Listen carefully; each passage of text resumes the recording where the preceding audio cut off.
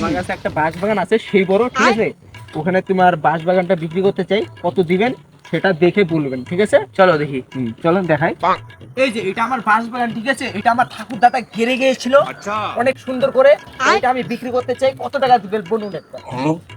ওই ওই বাসটা কিন্তু পচা আছে। ও ওই বাঁশটা পচা? তাহলে ওই বাঁশটা ছেড়ে দিন। এই সব বাঁশ দিয়ে কত টাকা দিবেন এটা বলুন আগে।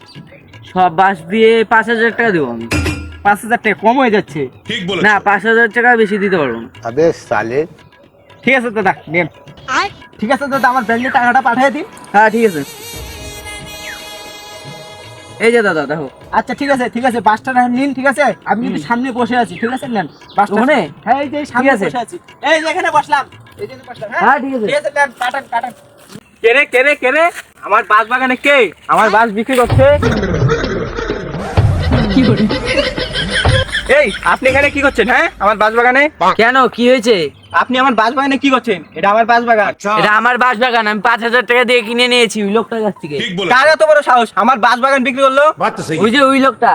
রে, বাস বাগানের মালিকটা কই গেল? হ্যাট, আমি তো বাস বাগানের মালিক।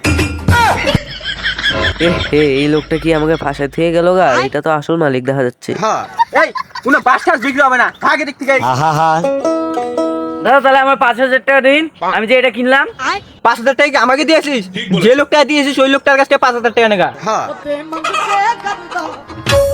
বাস কিনতে এসে বাস মারা গেলাম।